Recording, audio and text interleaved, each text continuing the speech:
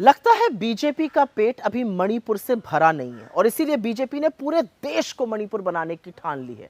उत्तर प्रदेश के संभल में हुआ विवाद और उसके बाद की हिंसा में 4 लोगों की मौत। योगी आदित्यनाथ की सरकार, उनके प्रशासन, उनकी पुलिस की ही कामयाबी नहीं है, बल्कि मुसलमानों के खिलाफ उनकी नफरत का सीधा सीधा नतीजा है। जिस तरीके से खाकी वर्दी पहनने वाले चिल्ला चिल्ला कर कह रहे हैं गोली चला बे, जिस तरीके से सर्वे करने वालों के साथ नारेबाजी करती हुए एक भीड़ चल रही है, ये सारी बातें इस ओर इशारा करती हैं कि षड्यंत्र के तहत पूरा मामला रचा गया है।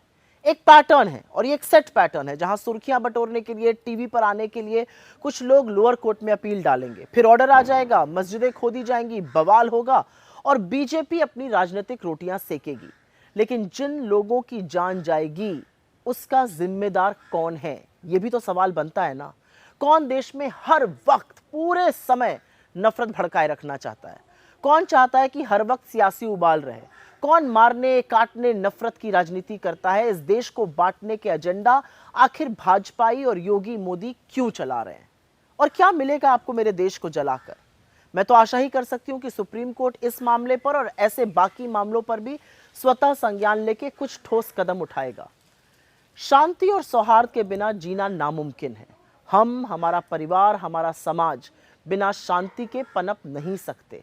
और एक बात याद रखिएगा, आपके बच्चों को दंगाई बनाने वालों के अपने बच्चे अमेरिका और इंग्लैंड की बड़ी बड़ी यूनिवर्सिटीज में पढ़कर भयंकर मौज काट रहे हैं। तो फैसला आप कीजिए, क्योंकि आज चलने वाली गोली में अगर 17 साल के नईम की मौत हुई है, तो कल दंगे में वो गोली आपके 17 साल के बेटे नवीन पर भी चल सकती है।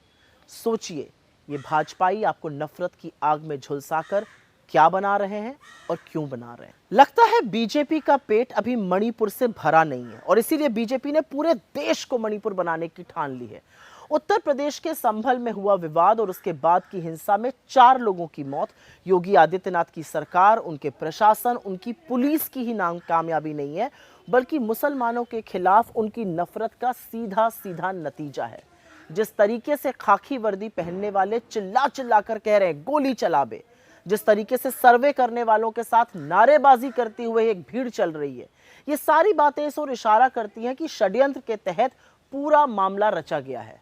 एक पैटर्न है और ये एक सेट पैटर्न है, जहां सुर्खियां बटोरने के लिए, टीवी पर आने के लिए कुछ लोग लोअर कोर्ट में अपील डालेंगे, फिर ऑर्डर आ जाएगा, मस्जिदें खोदी जाएंगी, बवाल होगा और बीजेपी अपनी राजनीतिक रोटियां सेकेगी।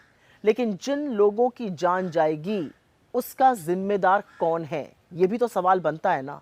कौन देश में हर वक्त पूरे समय नफरत भड़काए रखना चाहता है? कौन चाहता है कि हर वक्त सियासी उबाल रहे?